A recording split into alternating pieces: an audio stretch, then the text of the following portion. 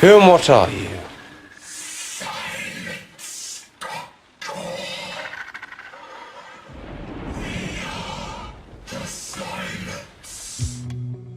The silence has been heard. And it's left the Doctor Who crew fleeing, frozen, and fallen. Confidential takes you on a journey from the States That one over there looks like a kind of citadel. to the stars. It's one small step for man. As the team battle the most mind-bending monster ever imagined. They edit themselves out of your memory as soon as you look away. The exact second you're not looking at them, you can't remember anything. What a monster! Look at them! I think that these are the scariest monsters ever.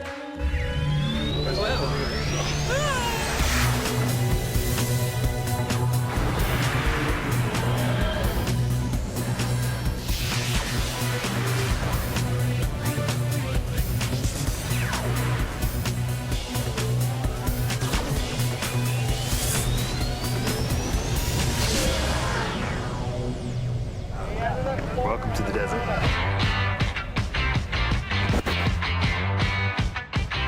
The Doctor Who crew are still in Utah, setting up to film the dramatic opening of episode 2. We've got a race through the desert. Amy's shot, Rory's shot, River jumps off a building, and the Doctor is trapped in a cube he can't escape from. The beginning of episode 2, I think, is the most exciting opening for an episode that we've had. It just kind of bursts onto the screen, and Amy's running for her life in the desert. You're just going to see we get the timing a little tighter. We're setting up a shot where Karen's going to come running down the hill towards us, and then we have a car in hot pursuit. We're going to shoot it up against the sun, you know, we're in the desert, you know, and it's going to feel dangerous.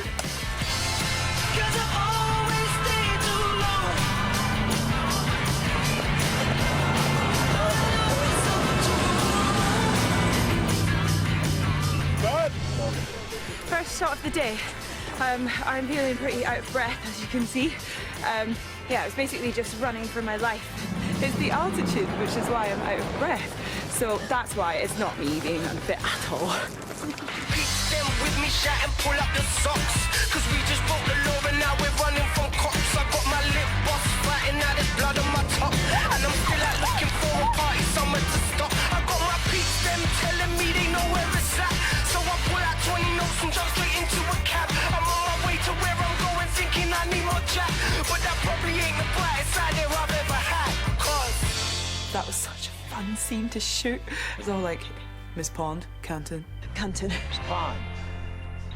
Is that a body bag? Yes, it is. It's empty. How about that? So he's gone to the dark side, but then as it turns out, he actually hasn't. But just dramatically, I think it was really fun that he's bad for that scene. Bag her up, boys. Mark Sheppard, who plays Canton, frequently is bad in American television programs, so I think it's quite good that it happens.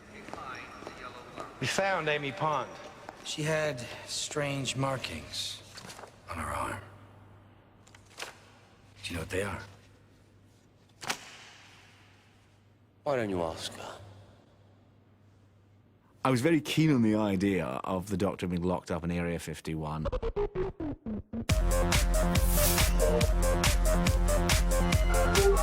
I didn't know the A51 went all the way up here. Area 51, we needed to keep the scale of the whole piece. It's sort of, this is a massive episode, and so we found this massive hangar to put the Doctor in. Area 51 was created in a large old hangar at St Athens, the RAF station near here. And it was a wonderful place, a big circular roof. And it was enormously long and very empty and had a lot of good sort of shiny concrete floor. We just used the emptiness as a virtue, and we put the strange room that was being built in the middle. They put him in a straitjacket. I've gone mental with it all. Absolutely bonkers. I haven't seen the Doctor with a beard for a very, very long time. I think Tom Baker had one for an episode, an old white beard. I just had some meatballs for lunch. And my beard was full of meatballs. I just thought it was fun. It says passage of time. And as it turned out, Matt looked absolutely great in a beard. It makes me really want to play a baddie having the beard and being in a straitjacket. Ow. I wouldn't guarantee you won't get it back again at some point. With the Doctor on lockdown, Canton heads to Cardiff Bay. to corner his next catch.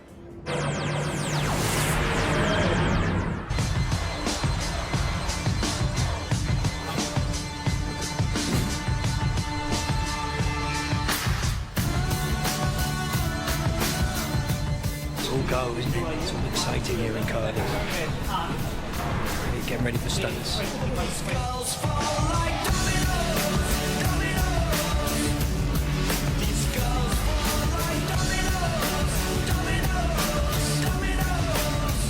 You're on the street, somewhere in downtown Cardiff, and ultimately it's going to look like somewhere very, very different.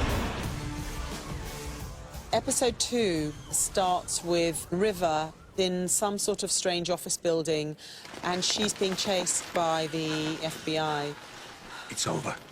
Rather than be arrested, she decides to jump off the building. You're coming with us, Dr. Sam. There's no way out this time. There's always a way out.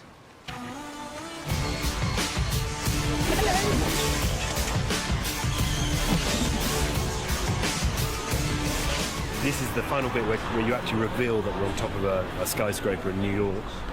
And I wanted all this plastic to be billowing away.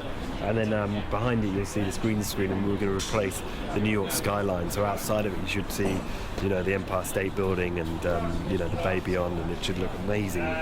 You know, and all the wind feels very physical and just feels very high up. Tea. The great thing about British productions is tea. You can't get tea on any sets in America. 71, take one. Action! You were invaded a long time ago. America's occupied. You're coming with us, Dr. Song. There's no way out this time. There's always a way out.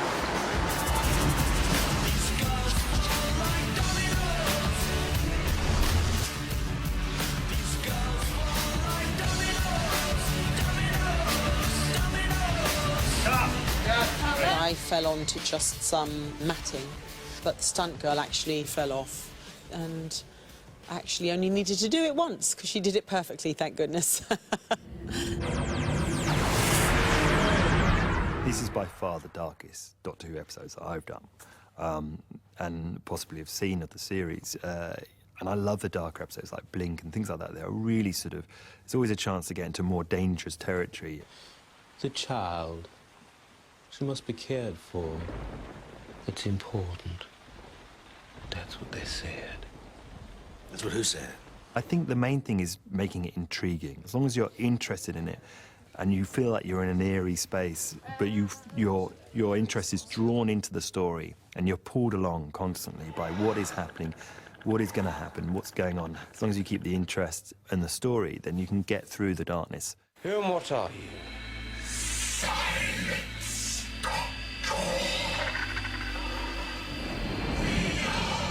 The silence.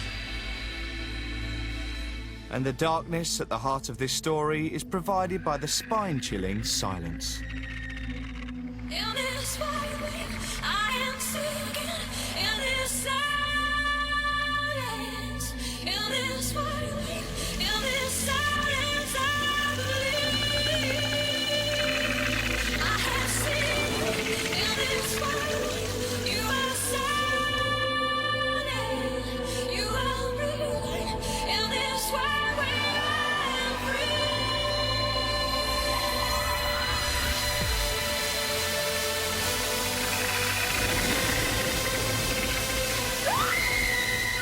One of the big challenges of this episode was introducing the silence. People have talked about them before. We've heard their voices before in the TARDIS. We know that they were at the heart of the cracks in time in the last series, which was at the centre of the last series. Well, obviously, last series we had quite major plot arcs. The seeds were planted for the silence. In episode 1, actually, it's what the first monster ever says. Silence, Doctor. Silence will fall.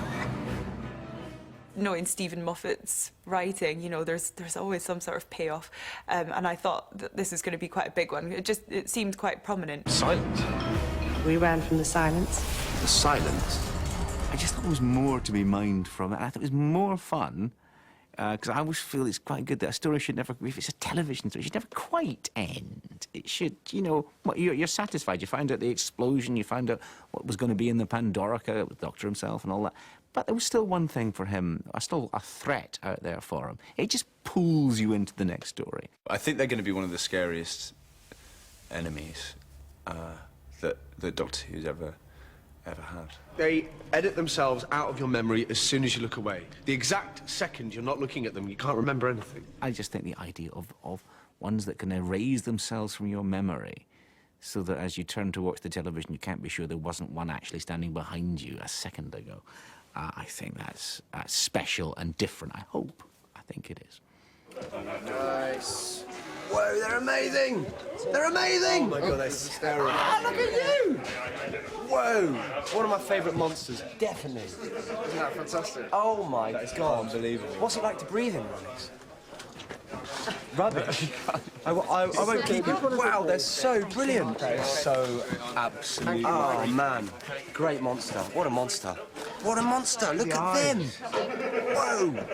Cool. I wanted to suggest we've all got a latent memory of the silence, although we've all seen them many, many times, but we've forgotten them. But it's sort of imprinted. So the painting, The Scream, is a bit like the silent. Our notions of what aliens might look like is a bit like the silent. We knew that they would have this kind of Scream look, and that was a really hard thing to try and translate into a sort of physical alien. But basically, when you're challenged like that, you just hand it over to Millennium Effects and Neil Gorton, who came up and really fleshed out this sort of the Munch painting into this kind of grotesque image. And I realised that when I saw the sort of screaming face that Neil had painted, which was amazing and very haunting, very sort of pallid in tone. You know, I love the kind of texture, the sunken eyes, and this sort of hang jaw.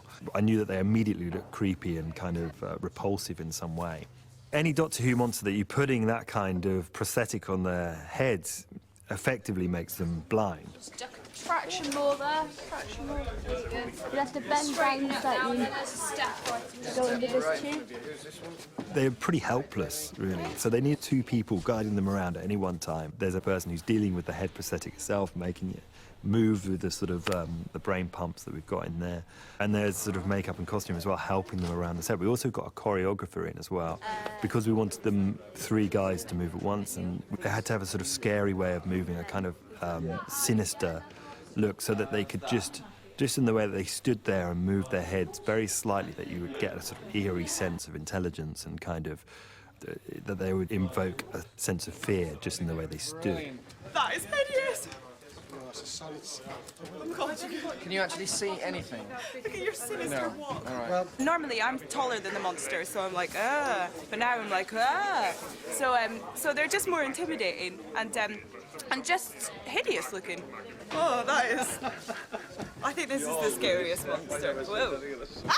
Marnix, who played one of the Silents, was amazing. He was really amazing. He is so tall. He's like 6'7" or something.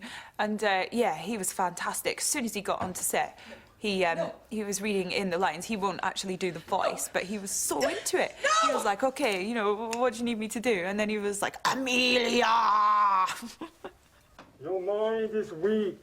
You've been here many days. No one is coming. No, I can't have been. Now you will see. No. No. Get off me. Get off me. No! No! Another thing. Yeah.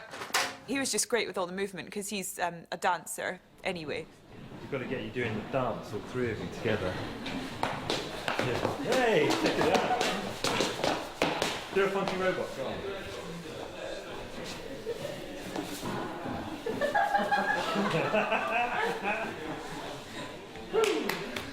They remind me of a 2009 Karen Gillan. Oh my God! Before That's she so lost offensive. it all.